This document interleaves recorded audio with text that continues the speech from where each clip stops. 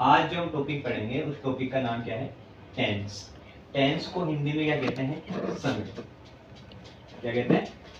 समय। नोट करते रहना। टेंस को हिंदी में कहते हैं समय, और समय को एक वर्ड और कहते हैं जिसका नाम है टाइम। फिलहाल हमें इससे कोई मतलब नहीं है, हमें सिर्फ टेंस ही समझना है, क्योंकि एग्जाम में टेंस आएगा ना, टाइम आएगा ना, समय आएगा। टेंस को समझने से पहले हमें इंग्लिश का एक नियम समझना होगा। इंग्लिश का एक नियम होता है, जब भी कोई सेंटेंस बनाते हैं या जब भी कोई सेंटेंस लिखा होता है आपकी बुक में भी, तो सबसे पहले सब्जेक्ट आता है, फिर वर्ब आती है और फिर ऑब्जेक्ट आता है। सबसे पहले क्या आता है? सब्जेक्ट, फिर वर्ब, फिर ऑब्जेक्ट। सब्जेक्ट का मतलब होता है हिंदी में कर्ता, जो भी काम को करता है। जैसे मैं जाता हूँ, कहाँ जाता हूँ? कहीं पर भी जाता हूँ, स्कूल, तो मैं जा रहा हूँ ना, तो मैं करता हूँ, क्योंकि मैं वो काम कर रहा हूँ जाने का। फिर आती है वर्ब। वर्ब का मतलब होता है क्रिया। क्रिया का मतलब जो भी हम करते हैं, खाना पीना नहाना धोना, इन सबको क्या कहते हैं? क्रिया। और जो अन्य बचता है लास्ट में, अन्य, वो होता है ऑब्जेक्ट। तो सबसे पहले क्या आता है? सब्जेक्ट, फिर आती है वर्ब, फिर आता है ऑब्जेक्ट। सब्जेक्ट आपको पता है, जैसे कम, आना, गो, जाना, बात, नहाना, ये सब क्या है? क्रिया है, क्योंकि ये कार्य है, हम करते हैं। सब्जेक्ट कौन कौन होता है? जैसे आई यानी मैं, ही, शी, किसी का नाम, यू, ये सब क्या होते हैं? सब्जेक्ट। तो मैं आपको है ना पहले सब्जेक्ट की लिस्ट बना के बता देता हूँ। सब्जेक्ट कौन कौन से होते हैं इंग्लिश में जो आपके काम आएंगे आगे, उनको नोट कर लेना आप एक बार। एक मिनट बस। देखो, सब्जेक्ट एक होता है ही होता है वह। ये किसके लिए यूज होता है? लड़के के लिए, ठीक है। एक होता है सी यानी होता है वह, ये होता है लड़की के लिए, ठीक है। एक होता है आई यानी मैं, ठीक है। एक होता है यू यानी तुम, ठीक है। एक होता है दे यानी वे या वे सब, ठीक है। एक होता है वी का मतलब होता है हम सब। मैं बिल्कुल जीरो से पढ़ा रहा हूँ आप सबको, ठीक है। तो वी का मतलब क्या होता है? हम सब। He, she, it, I, you, they, we. एक होता है इट, ये आई है, इट यानी ये है। और एक होता है नाम। नाम किसी का भी हो सकता है, रोहन, सोनू, मेरा ले लो सूरज, ये सब क्या है? ये नाम। क्या हो गया? ये इट है भैया, ठीक है। कैमरा मैन ने बता दिया हमको। तो ये सब क्या है? सब्जेक्ट। अब इन सब्जेक्ट के अंदर भी एक राज होता है। क्या राज होता है वो मैं आपको बता देता हूँ। वापस से मेरे को थोड़ी मेहनत करनी पड़ेगी, आप लोग नोट कर लेना। अब ये जो मैं लिख रहा हूँ, कुछ सब्जेक्ट होते हैं सिंगुलर, शॉर्ट फॉर्म लिख रहा हूँ मैं। सिंगुलर का मतलब होता है एक वचन। क्या होता है?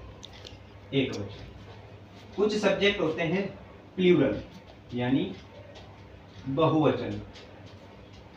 बहुवचन का मतलब एक से ज्यादा, एक वचन का मतलब एक आदमी, ठीक है। सिंगुलर में कौन कौन आता है? ही, शी, इट और किसी का नाम, ठीक है। प्लूरल में कौन आता है? आई, वी, यू और दे।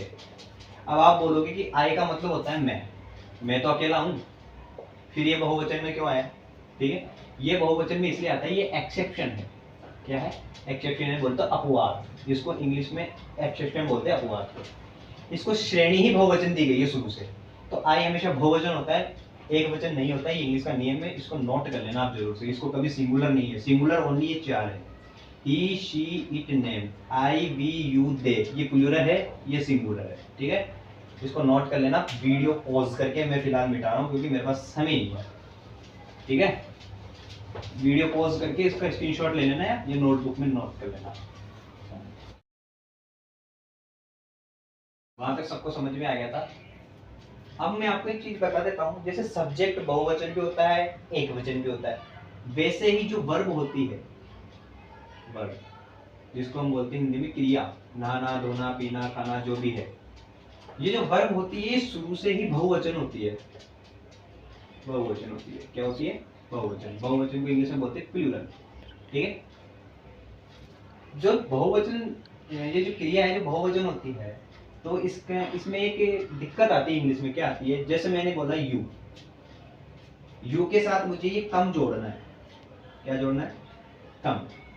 तो यू तो बहुवचन है और वर्ब हमेशा ऑलरेडी ही बहुवचन होती है, तो कम की मीनिंग ऑलरेडी बहुवचन है। क्या है? बहुवचन। ठीक है। तो इसको सिंगुलर बनाने की जरूरत नहीं है, तो कम का कम आ जाएगा। लेकिन अगर मैं यहां पर बोलूं ही कौन था? एक वचन, जो मैंने आपको पहले नोट करवाया था। तो कम क्या है? बहुवचन। ही क्या है? एक वचन। तो इस कम को भी एक वचन बनाना पड़ेगा इसके हिसाब से। तो क्रिया को, किसी भी क्रिया को बहुवचन से एक वचन बनाने के लिए क्या करते हैं? उसमें एस या ईएस जोड़ते हैं। ठीक है। इसको लिख लेना रूल डाल के। किसी भी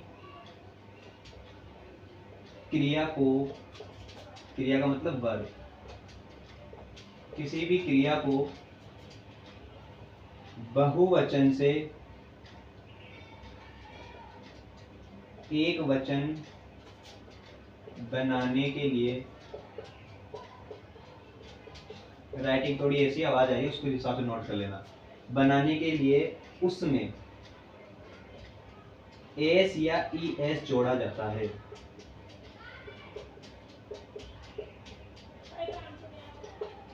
क्योंकि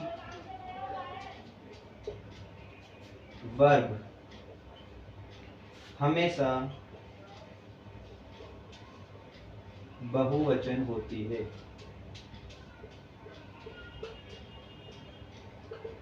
ठीक है। किसी भी क्रिया को बहुवचन से एक वचन बनाने के लिए उसमें एस या ईएस जोड़ा जाता है, क्योंकि क्रिया यानी कि वर्ब हमेशा से बहुवचन होती है। जैसे एग्जाम्पल, कम यानी आना, ये बहुवचन है भैया शुरू से। गो जाना, बहुवचन है। ठीक है।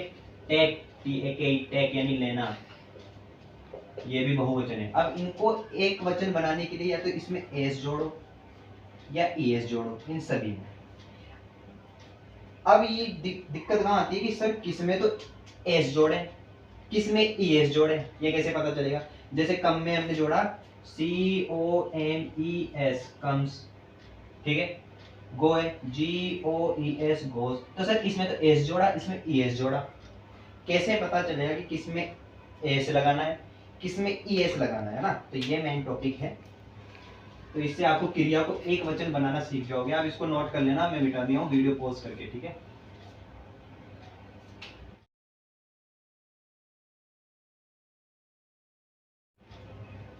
रूल लिख लेना सेकंड, वर्ब में एस और ईएस कब जोड़ते हैं?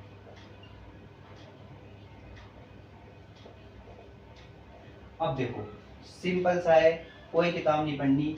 जिस भी मीनिंग के पीछे एस हो, एच हो, ओ हो या एक्स हो, ठीक है, उसके पीछे ईएस जोड़ा जाता है। ठीक है। और जिसके पीछे ये ना हो उसके पीछे एस जोड़ा जाता है। इस चीज को ध्यान रखना। जैसे मैंने लिखा गो, गो यानी जाना, गो के पीछे ओ आ रहा है, क्या इस स्पेलिंग में ओ है? तो इसके पीछे ईएस जुड़ेगा, GOES। ये एक वचन हो गई, ये पहले बहुवचन थी। ऐसे ही COME, कम, क्या कम में लास्ट में ई है? इसमें कहीं ई आ रहा है? नहीं आ रहा, तो इसके पीछे क्या जुड़ेगा? Only S, comes. ये एक वचन होगी। समझ गए? सभी स्पेलिंग में ये रूल काम करता है। HHOX जिसमें भी हो उसमें ES जोड़ते हैं, वरना S जोड़ते हैं। ठीक है।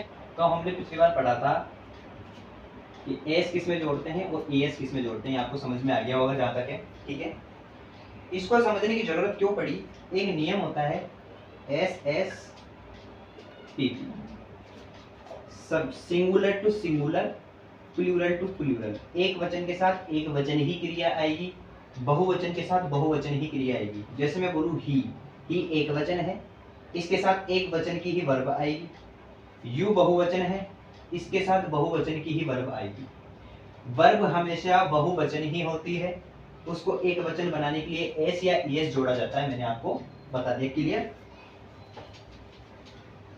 अब देखो, अब हम पढ़ रहे थे टेंस। सबसे फर्स्ट टेंस डाल लेना भैया टॉपिक। सबसे फर्स्ट टेंस होता है, उसका नाम है प्रेजेंट टेंस। मैं सब कुछ शॉर्ट फॉर्म में लिखूंगा भैया, ठीक है? प्रेजेंट टेंस को हम पढ़ेंगे आज। प्रेजेंट टेंस क्या होता है, आपको स्कूल में भी सिखाएंगे कि जिस भी सब्जेक्ट, जिस भी वाक्य के पीछे ता है, ती है, तू है, जो भी आता होगा, मुझे समझ में नहीं आता। हालांकि आपकी स्कूल की पढ़ाई की मैं बुराई नहीं कर रहा हूँ ना, तो वो एक अलग, क्योंकि मेरी नज़र में प्रेजेंट टेंस वो है जो काम हम रोज करते हैं, जो काम हम रोज करते हैं, यानी कि डेली रूटीन। डेली रूटीन, जो डेली रूटीन के जो काम होते हैं, जैसे स्कूल जाना, रोज जाते हैं बच्चे। खाना खाना, रोज खाते हैं। नहाना, रोज नहाते हैं। बोलना, आप रोज बोलते हैं, हर हर टाइम बोलते हो। पानी पीना, रोज पीते हो। और भी कुछ हो सकता है, जैसे सोना, आप रोज सोते हो। तो जो काम आप रोज करते हो वो प्रेजेंट टेंस में आता है, ठीक है? जैसे मैंने लिखा, मैं स्कूल जाता हूं। ये रोज का काम है, मैं स्कूल जाता हूँ। क्योंकि बच्चे रोज स्कूल जाते हैं, तो इस काम को डेली रूटीन में ही लिया जाता है हमेशा, ठीक है? तो जो काम आप रोज करते हो वो प्रेजेंट टेंस है, ठीक है? तो मैं स्कूल जाता हूँ, मेरे को क्या, मैं अब मैंने आपको बताया था कि इंग्लिश में किसी भी सेंटेंस को बनाने के लिए सबसे पहले क्या जोड़ा जाता है? सब्जेक्ट, फिर वर्ब और फिर ऑब्जेक्ट, ठीक है? सब्जेक्ट कौन है? स्कूल जाने का काम कौन कर रहा है? मैं, यानी कि आई, ठीक है? तो मैंने लिख दिया आई। फिर आती है वर्ब। वर्ब यानी क्रिया, कुछ भी करना, जाना, जाना, नहाना, धोना, सोना, जो भी। इसमें क्या है? जाना, जाता हूँ। जाने को इंग्लिश में बोलते हैं गो, ठीक है? अब गो, गो एक वर्ब है भैया, और वर्ब हमेशा बहुवचन होती है, इसको एक वचन बनाना पड़ता है। आई एक वचन है या बहुवचन है, सिंगुलर है या प्लूरल है, मैंने आपको पहले बताया था।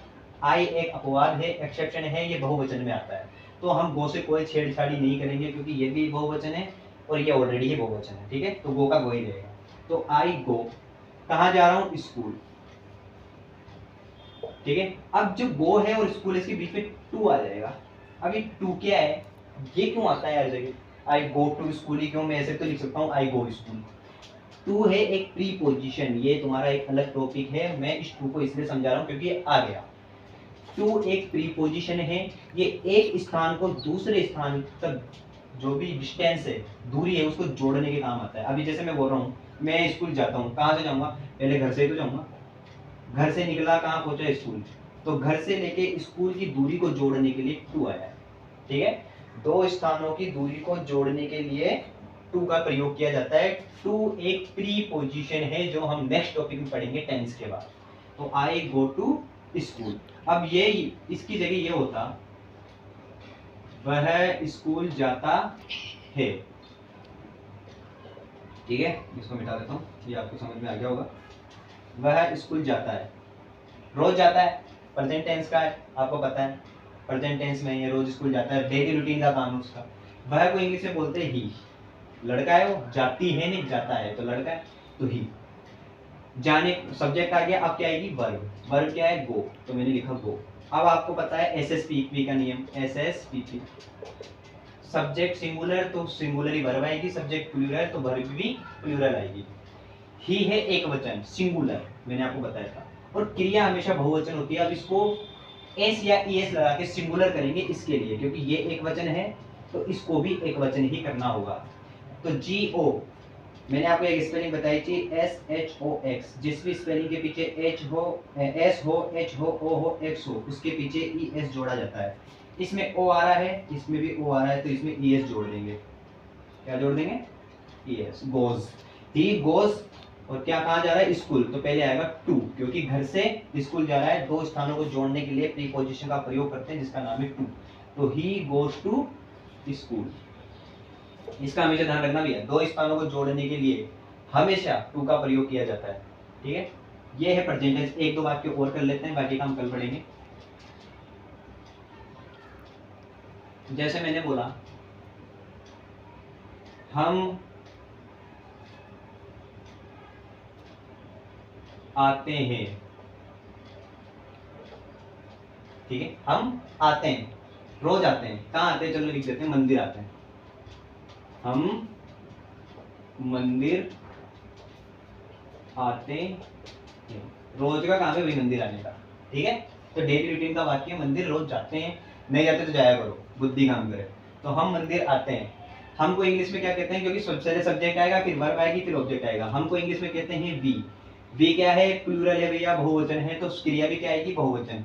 आने को क्या कहते हैं, कम, COME, कम। कम एक वर्ब है, ये ऑलरेडी ही बहुवचन है, इसको सिंगुलर बनाने की जरूरत नहीं है, क्योंकि ये ऑलरेडी प्लूरल है। तो सब्जेक्ट प्लूरल, तो वर्ब भी आ गई प्लूरल, यानी कि बहुवचन। अब बचा ऑब्जेक्ट, कहाँ आते हैं, मंदिर। मंदिर को क्या कहते हैं, टेम्पल, ठीक है। अब घर से ही तो आप मंदिर जाओगे, दो स्थानों को जोड़ने के लिए टू एक प्रीपोजिशन इसका प्रयोग करें, ठीक है। समझ में आ गया। और एक एग्जांपल ले लेते हैं, जैसे मैं ले लेता हूं, सूरज सोता है। सूरज सोता है, रोज सोता है, आप भी सोते हो, मैं भी सोता हूँ, सब सोते हैं, सोने का काम रोज होता है। सूरज, तो सबसे पहले कौन आएगा, सब्जेक्ट। सब्जेक्ट कौन है, काम कौन कर रहा है, सोने का, सूरज, तो सूरज, ठीक है। सूरज आ गया, क्या कर रहा है, सोता है, तो सूरज, SLEE, स्लीप, ठीक है। अब ये क्या है, वर्ब प्लूरल, बहुवचन। सूरज क्या है, एक वचन, किसी का नाम एक वचन होता है, ठीक है, मैंने बताया था आपको। तो इसको एक वचन करना पड़ेगा, SHOX, P आ रहा है लास्ट में, इसमें कहीं P है नहीं है, तो इसमें S जोड़ देंगे। स्लिप्स, तो सूरज स्लिप्स, सूरज सोता है। समझ में आ गया। आज के लिए इतना ही, कल हम पढ़ेंगे आगे पास्ट टेंस। प्रेजेंट टेंस सिर्फ इतना ही है, इसके अलावा अगर आपको कुछ समझ में नहीं आता कोई वाक्य, तो मेरे को व्हाट्सअप कर देना, मुझ पे आपको सॉल्यूशन दे दूंगा, ठीक है। बाकी बात